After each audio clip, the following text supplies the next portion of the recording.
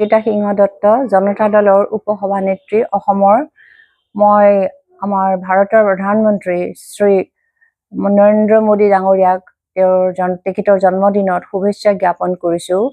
আৰু লগতে মই তেখেতৰ ভৱিষ্যতৰ কথাত এটাই ক'ম যে তেখেতৰ নিচিনা এজন বিশাল ব্যক্তিত্ব থকা মানুহ আমাৰ ভাৰতলৈ যে প্ৰধানমন্ত্ৰী ৰূপে আহিলে, তেখেতক মই এটাই ক'ম যে মই তেখেততকৈ বয়সত ডাঙৰ হিচাপে মই আশীৰ্বাদো কৰিম যাতে ভাৰত আৰু লগতে অসমকো তেখেতে আগবঢ়াই নিয়ে আৰু পৃথিৱীৰ ভিতৰত এজন শক্তিশালী ব্যক্তিৰূপে পৰিচিত হয়। বৰ্তমান হৈয়ে আছে, কিন্তু আৰু হোৱাটো মই বিচাৰোঁ।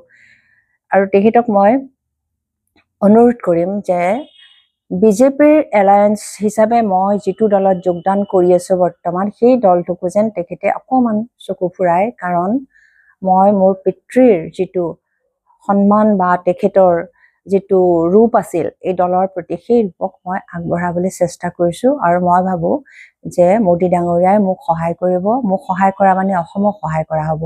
অসমত যদি মই JDUক আগবঢ়াই নিব পাৰোঁ, তাৰমানে জনতা পাৰ্টিৰ লগে লগে বিজেপি আগবাঢ়ি যাব। মই এইটোৱে আশা কৰোঁ তেখেতৰ পৰা। নমস্কাৰ।